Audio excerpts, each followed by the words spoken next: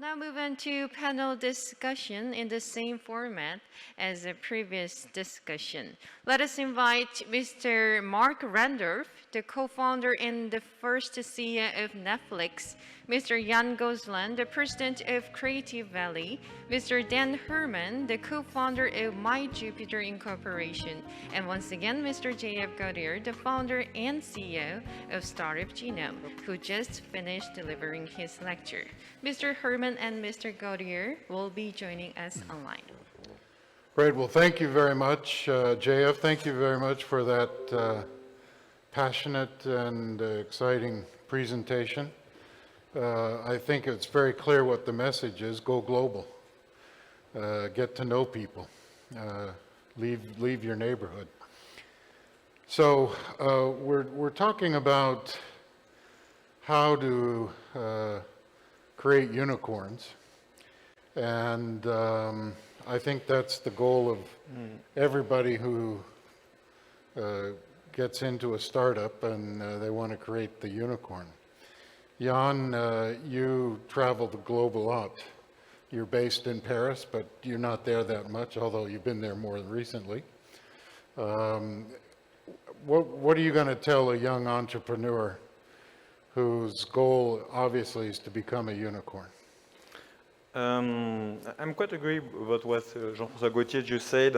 I think it's very important to see your first client as a global client if possible. I think the big risk is to start something very interesting, very good, but just thinking to your local customers. And I think as soon as possible, if you can start to find the best would be a co-founder from other country or other region of the world. That's the best situation. Or if you're starting on a business or an idea, to see very quickly what you could see overseas, that would give you a much wider range of the opportunity you have. And this is especially true in the deep tech companies. If you are working in the laboratory, for example, or in the science team, then it's very interesting to see globally what are your opportunities. Yes.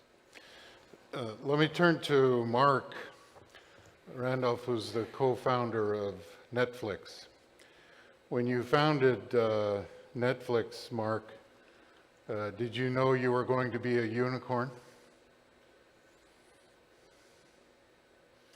So, Dan, tell us, when you founded My Jupiter, what was your expectation and how did you achieve your dream? Yeah, and you'll excuse, I'm going to hold my headphone on here just so that I can hear you. And as JF mentions, yell loudly. Don't, let's put, all politeness aside, just yell at us here. So, I founded My Jupiter with a co-founder, a technical co-founder, to tackle a global market in the hotel tech industry about 1.5 years ago. And, we're an interesting story insofar as travel and COVID are perhaps not the two greatest bedfellows that have ever met each other. But at the same time, I think it speaks to a market that is global by nature, that, from day one, and we're based here in Toronto, Canada. We have a technical team that is distributed somewhat around the world, actually, because technical talent is global. But very, very much we looked at a market that was global, and actually, we've had ongoing conversations in South Korea. We've had ongoing conversations across Asia, across Europe, because Canada is a country of 37 million people, and so however you cut it, it is too small of a market to build a going concern. And so from day one, you have to build a company like this by thinking about companies or thinking about economies and thinking about clients who sit outside of our borders. My co-founder and I are very fortunate in the respect that we've grown up, we've developed our skill set over the years in other countries. But I think you go back to Jeff's point on global market reach. This is a skill set, and this is an attribute that is exceptionally important when you build a company that you want to scale. Because, Jeff mentioned 74% of unicorns are born in the US or China. you're lucky if you're there and you can serve those markets. Everyone else, and that's the vast majority, has to figure out how do you sell there or how do you sell somewhere else. And that comes from not just having the greatest technology, because there are good technologies everywhere. There are good technologies in places we would never expect there to be good technologies, nor to have the attributes to build good technologies. But to make them win in other markets, you need to have an empathy for the customer that resides there. And that only comes from an experience and from an ability to understand the customer needs in those markets. Great. Thank you, Dan. I'm going to turn back to Mark. Can you hear me? So, yes, with the same caveat. okay, so I'll I'll shout as loud as I can. Pardon my guess here. Mark, when you founded Netflix, I'm sure it was your intention to become a unicorn, but did it surprise you when it happened? Well, first, to dispel that myth is it would have been crazy if I had dreamed of that company being a unicorn.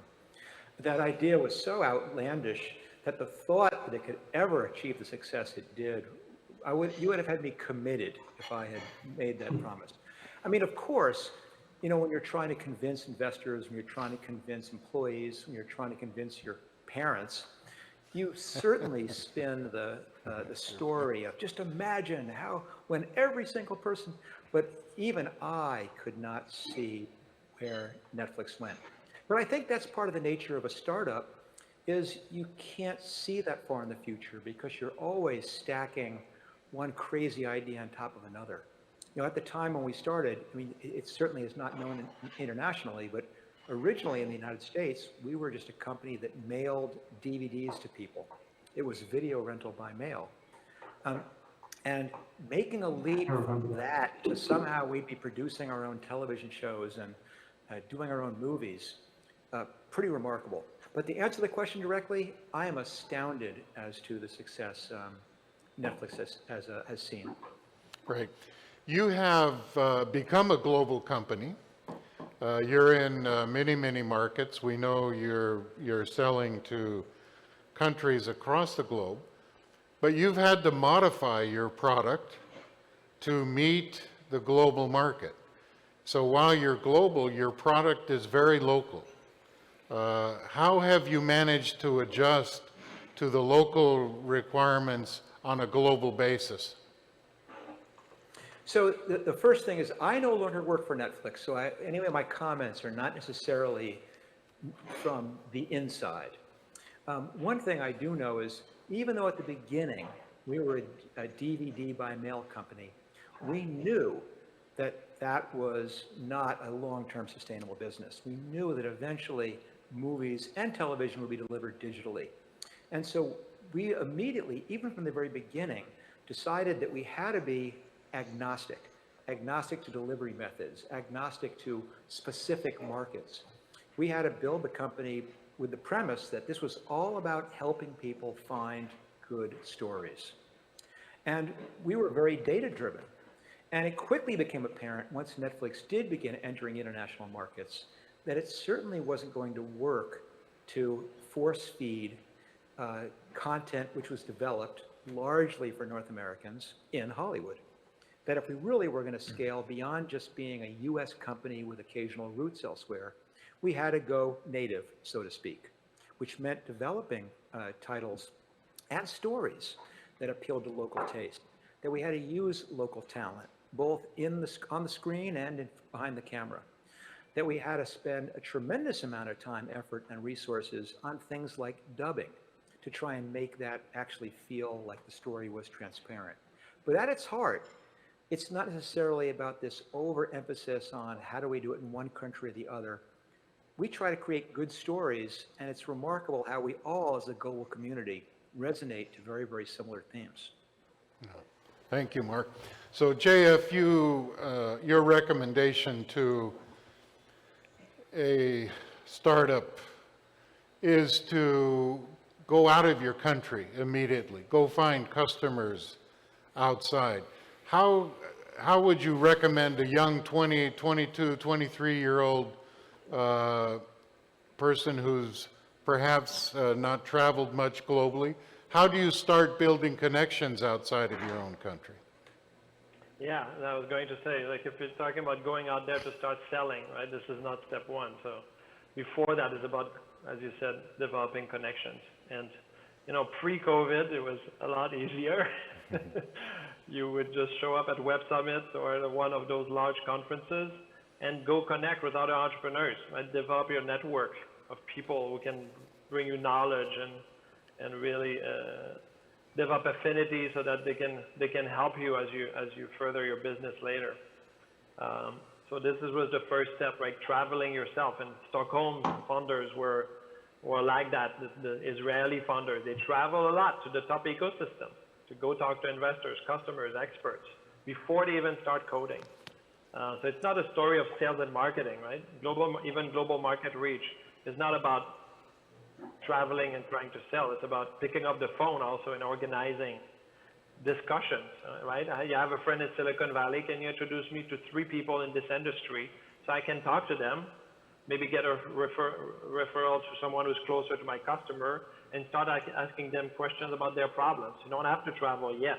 But if you have this network outside of your country, it's much easier to find those customers to talk to first before I start coding, and then talking to them on my concept and putting the product in front of them. So that's really step one. In the year of COVID, now it's even a little bit easier to develop those relationships because everybody's ready to meet online. It was not true 6, 7 months ago, right? I didn't want to do meetings, and a lot of my clients didn't want to do meetings, first meeting online. They said, let's meet first. You travel to Seoul, we'll meet, and you'll meet with the senior leader. But the senior leader is not taking a Zoom call, right? Yeah. Too dangerous, don't know you yet. Right? So now people are connecting and the physical barriers have been exploded. So as an entrepreneur, take advantage of that. Right? There are now global conferences like Collision in Toronto was completely online. That means now you can connect with people from all over the world attending Collision without leaving. Much cheaper, much faster. You don't have the chance to go drink with them, so maybe your informal relationship is not as durable, but it starts it. And of course, it's about these informal relationships. So after that, you need to continue, call them, talk to them, help them out. So that's the path. Yeah. Are we allowed to argue with each other here? Please. Well, so I will jump in. I think there's certainly, listen, it's very hard to argue with data, so it's unfair fight here. But I think there's certainly a correct point at which you would go international. I would agree, perhaps if you're looking to scale to be a billion-dollar company, it's inevitable that you need to have international markets. That certainly helps to build that in from the beginning. But getting a startup off the ground is so unbelievably difficult. There are so many things you have to get right that to layer on international issues is just, seems so wrong to me. The clever product design, the clever building your organization is saying, I know that sometime in the near future, I'm going to have to. So as I'm making trade-offs, yes, I'm going to build the one which eventually will allow me to do this. But at the beginning, you've got to be all in to just the core questions about making your product or your service successful. I mean, and with apologies to Dan, we used to have something at Netflix we called the Canada Principle, which basically was a reminder to each other, do not think that entering Canada is this easy, low-hanging fruit, which will instantly bump your market 10%. There's tremendous amounts of hidden traps. When Netflix had competitors springing up in the UK, the temptation was overwhelming to want to enter and fight those battles. And we had to say, stick to your knitting, get the basics right. There will be a time. Yeah, good advice, Yeah, Mark. I think this is a good point, Mark. And also, like the question today is about the creation of unicorns. So I'm letting behind, right, the great businesses like Grab, Taxi in Malaysia that totally copied Uber, but broke the barriers that Uber cannot enter Malaysia because the taxi drivers didn't have a credit card. And they developed a multi-billion-dollar company, right? Also, the case is different in the US because you have a super large market. In China, very large market, you can create a unicorn without going global, right? So I'm not talking to the American entrepreneurs. I'm not talking to Chinese entrepreneurs. India is also like that, right? But if you're in a small, medium-sized country, it's off, even true in Germany, right? They develop first to the German market. And when they start trying to sell in the UK, they realize they have 3 competitors they didn't know about. Their product is not the best. They're not going global at all. They're staying in Germany for a couple of years. Their growth rate stalls, and they don't grow anymore. Right? And that's what happened to the competitor of LinkedIn in Germany. They were 5 years ahead. They were profitable. They were big, but they didn't go out of Germany for the first 5 years. During that time, LinkedIn developed and wiped them out a few years later. Yeah. It's a Jan, really good point, and you're totally right about the billionaire part. I just want to make the case that you cannot be a billion-dollar company unless you're first a $100 million company. You can't be a $100 million company unless you're first a $10 million company. You can't be a 10 unless you're first a 1. And I just want to make sure we kind of are following that trajectory, no matter what country you're in. yeah, good point. But So, I think we'll all agree with talking to that. customers, right? It's not. That's why I emphasize it's not about sales and marketing, but understand the customer needs a little bit broader than just your country. You're That completely doesn't right. cost you much. Pick up the phone, right, and check. Completely right. Absolutely, And agreed. then you discover your competitors, because it's not about just customer needs, but how do you meet them given your competitive landscape? And unless you call outside of your country, you're not going to find out. so Well, I Jan, think I agree with when you said, go ahead, you were Dan. telling the story about how you don't find out about other people who've tried this before unless you do that networking. Dead on. yeah. And that's, as you develop a product, you think that your product is the best in the world. And so whether your product is the best in Canada, or it's the best in Korea or in the United States, as you scale and as you think, I want to take over that next market, well, all of a sudden, then you run into those others. And those folks in those markets who also think that they are the best. I'm sure, Mark, that when we were building Netflix, and I actually remember getting I think I got CDs in the mail at some point, maybe that was someone else, but there was this market. I'm sure there were others globally who were building that product. I know today that there are others just like MyJupiter building hotel for rewards incentives for hotel software all around the place. And the question is, who can build a base and a foundation today in one market and use that to scaffold to the next? You only get to scaffold if you have the base and you think about how to get to the next. And that's where I think, as we think about this situation in South Korea and in Seoul, these companies who have, you get a market of 10 million people in Seoul, that's great, but you want to be a unicorn, you have to figure out how to sell into, be it anywhere, choose your market. But there's a whole bunch of other people who are thinking. And then you get back to that, I think, the central point of JF's thesis, which evidently I agree with, which is, how do you build that understanding, right? And how, when you're ready, so if I borrow from you, Mark, when you're ready, how do you actually build that understanding of a market that will allow you to get there before someone else gets there? And today, I think, and I certainly have the viewpoint that the skills around technology development, the skills around company growth are democratized globally. That I go to Addis Ababa and I meet AI engineers who can beat what folks in my office can do. And you go around the world, that skill set gets democratized. All of a sudden, how you build it, how fast you build it, and where you're aiming becomes very important in the sequencing of it. I think So one Jan, of the point- jump in. Yeah, just one of the point I think is question is how you get in contact, but before that is how you get the information. And that's why I think the future is for very diverse teams. I think when at the starting point, you know what's happening in China, or you know what's happening in Korea, or you know what's happening in Europe, that makes things easier because you have the idea to know that things are possible. And I think more and more when you're, because as was said, it's a long journey to be successful as an entrepreneur on to bring your startup to the unicorn. So the advice I would give to people who start now is try to have the good team as a starting point, having women, having men, having people from Asia, having people from Europe.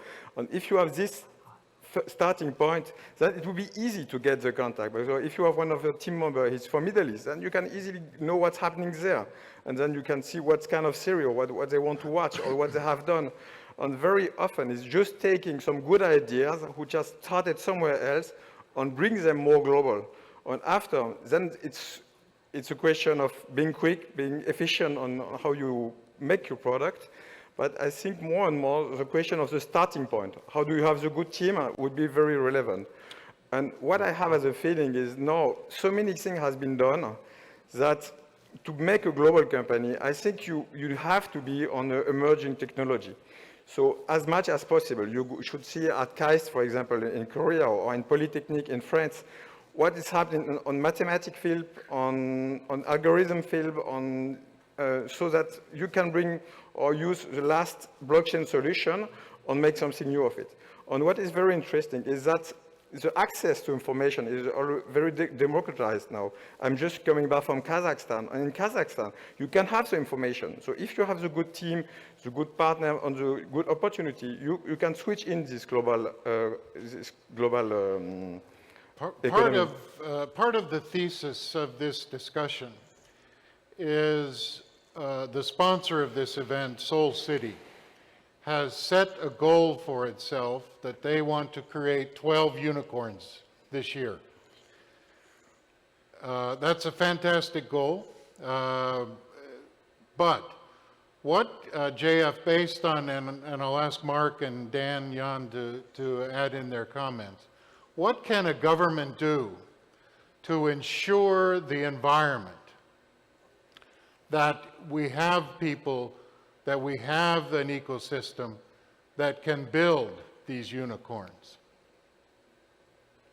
Yeah, so every place is different, right? You need to look at what are your strengths, what are your gaps. So obviously in Korea you have amazing engine of innovation, a lot of patents, lots of technologies, fantastic technical skills. The big gap is that going global, right? Affinity with global markets, knowing people all over the world, traveling a lot for business, not for just visiting. And therefore having an idea of their needs, being able to reach out. So the government can help by supporting programs, organizations that create initiatives that will help the founders do that, right? Take their hands, help them along the way. And that's what the role of government is, really to start something that the private is not yet able to do, to help them start, and then move out of the way.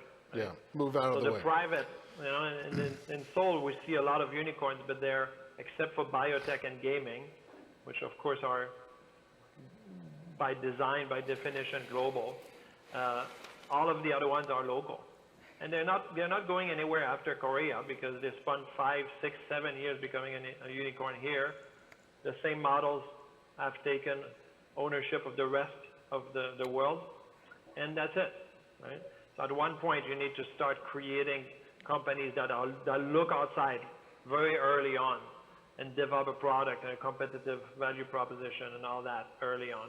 And so the government can help break that. Right? Break also things like the language barrier. Right? Do we have people in Korea that are very comfortable in English and can go travel and sell and learn? So these things, they're specific actions and programs that we are actually helping the government in Korea develop for their entrepreneurial community to be able to be born more global from day one, so that in 3 years, 5 years, they can develop a unicorn play as opposed to a local play. Jan, what would you recommend Seoul City do to create this ecosystem? I'm quite agree with what was said. I think what was successful in Paris is that we opened the borders on both sides. So it became very easy to have a visa to come to France, and from all over the world to start or to accomplish some development in France. So that was very interesting, because that opened the doors to Korean startups, to American startups, a lot, Chinese startups, and so that helps them on a very, very early stage to see the opportunities. And it's not always with this first idea, first project that become successful, but that opens their mind on a very, very early stage. And what we try to do now in Korea is to give in the university as early as possible this access to see what is possible. The language problem is a big issue, but next to that, I think as soon as possible, if they can see what's happening in Germany, what's happening in France, what's happening in the US or in Singapore, that will help them to see what is the real potential and what is idea, of the innovation, or the technological topics they're working on. And I think it will give them very early feedback of should they go further or not, or is it already been done? And I think this is very important. So let talents get to Korea, and let Korean talents to, as early as possible, have exposure to mentoring, to programs, to business opportunity, and also a joint investment. I think it's very important that we develop the venture industry in Korea, but this venture industry need to have more partnership with international one. What's happening in France, what's happening in the US. In France, between 2013 and 2017, the venture industry increased by 4. So it's 4 times bigger. So we have much more very early stage startups. So mechanically, we will have more unicorns. And I think that's what should happen in Korea. Because the two countries are very similar by the industry. We are this very old, strong company which are already global. But we needed the governmental support to have this new generation entrepreneur. And I think the name of the event, Try Everything, is very good, because in France we have this same problem. They have to accept the failure. So that's why it's a good idea to start very, very early to be globally exposed. So Dan, in Toronto, it's not a big city, as you said. How did the Canadian government help or encourage you? What did they do that made your life easier? Yeah, now in Toronto, we like to think we're the center of the universe. So let's, we got to put the brass tacks here. But no, I think, before I answer that, I want to speak to something that Jan mentioned about diversity. Toronto, we're not huge. We're a city of approximately 4 to 5 million people, depending on how you measure it. But we're one of the most diverse cities in the world. And that diversity builds an exceptional advantage in how you build a company, because you actually have points of view from a customer base at a certain level, right? This isn't exhaustive, but you can build in certain market knowledge by the people and by the talent you find locally. And it is an exceptional advantage to our companies. Now, as you scale and as you think globally, and now I'll go to your question, to your specific question, our government in 2016, and I put the caveat at the time, I happened to work for the Government of Canada and for our Department of Innovation, but we instituted a policy called the Global Skills Strategy, which was designed to allow executive talent and high skill scientific and innovation talent from around the world to come to Canada easily. And it's a program that was set up fundamentally to allow high growth companies to identify talent globally and then to bring it in quickly, because we're in a global market for talent. And whether you're an AI startup in Seoul, in Gangnam, or whether you're an AI startup in San Fran, or in Santa Clara, or in Berlin, or in Toronto, we're all trying to get the same type of talent and the same individuals to come work for us in our ecosystems. And so we're very fortunate in Canada that the government took away a barrier, which tends to be, how do you get a piece of paper that says I can work somewhere and I can bring my family to work there? And the data on this program and the success or the impact of this program is exceptionally significant. And it's all about, ultimately, how do you bring the best people from anywhere in the world to where you are to help you build something? Yeah, great advice. So we've got just a little bit of time left. I appreciate the passion. Mark, give you the final word on what is your recommendation to a government to foster startup? One thing, first of all, if my advice to how to create unicorns this year, I haven't the slightest idea. But you have to realize that one of the things that links most of the unicorns we see created is that they plow back most of their revenue into growth. They do not show profits. They are tremendously cash-hungry machines, which makes complete sense. When you're growing and you can add on customers, you do so. But that has a tremendous requirement for funding. And one of the places that a startup ecosystem can go to for money is the government. Certainly in some of the established communities, there's already a tremendous ecosystem for funding. Where that doesn't exist, someone needs to step in. But they have to realize they're doing it on similar terms to how a venture capitalist does it, which is with the clear understanding that they're not going to have a 100% hit rate. That when they say, we want you to take risks, we want you to grow and be successful, that they have to take risks. And there was a classic failure here in the United States where we were trying to encourage investment in solar energy, in alternative energy sources. Made large investments as a company in a handful of companies which could do that, and then the investments didn't go anyplace and received withering criticism for it. And if you want to encourage companies to take risks, the government has to say, we understand, we support that. Yeah, that takes a lot of political will. Well, we're out of time, gentlemen. Jan, thank you. JF. Thank you very much. Dan and Mark, thank you so much for participating with us. This has been passionate and interesting. I've enjoyed it. Sorry we've had the hearing problem, but thank you so much for participating with us, and great to be with you all. And I think all of the people who are watching online today now consider you part of their network.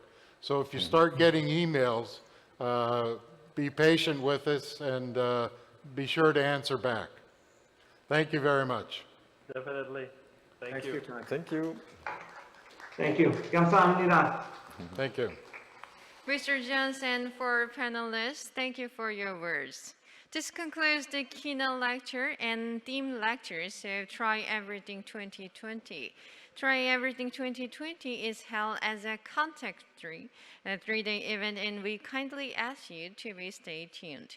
We have opened an official YouTube channel and live broadcasts. As many as 4 sessions will be aired simultaneously. Do double-check sessions you wish to participate in and gather useful information you need. Thank you for being with us this morning. Goodbye and see you soon.